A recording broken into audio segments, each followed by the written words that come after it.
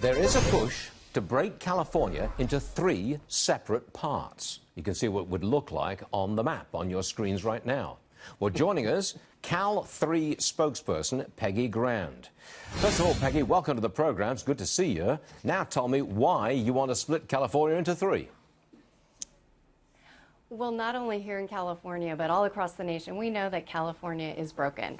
It is too large to govern, and it's too large to function, and breaking it down into 3 smaller states will bring government closer to the people. It'll make it more responsive and more responsible, and Cal 3 is an exciting and empowering way for Californians to take back California and to have a stronger voice in their government. Okay, is the thrust really, though, against the high taxes and high regulations that are now in place in California? And if you split into 3, maybe not the whole of the state would have to experience high taxes and uber regulation.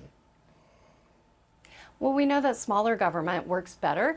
We see that 49 states are doing it better than we are. U.S. News just came out with a report this weekend of the best states, and California ranks 50th in overall quality of life. So we know that smaller states are doing it better.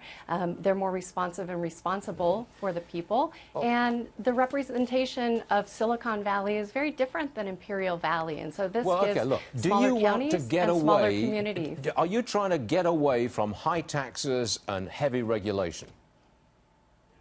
We just want California to be responsible and responsive to its citizenry. And we know that smaller government, when it's closer to home, allows people to have a greater voice. So much of California is not currently represented, not only here on a local level and a state level, but we also know that California on a federal level is an electoral assumption. And so even candidates for federal office would have to come here to California to hear our needs and our ideas and not just come and do fundraisers here in California. And so we would have additional local impact that would be positive, but also additional national influence. I think you've got a good shot at getting it on the November ballot because you've got the signatures you need. I think the Attorney General is just going through the signatures. Is that right?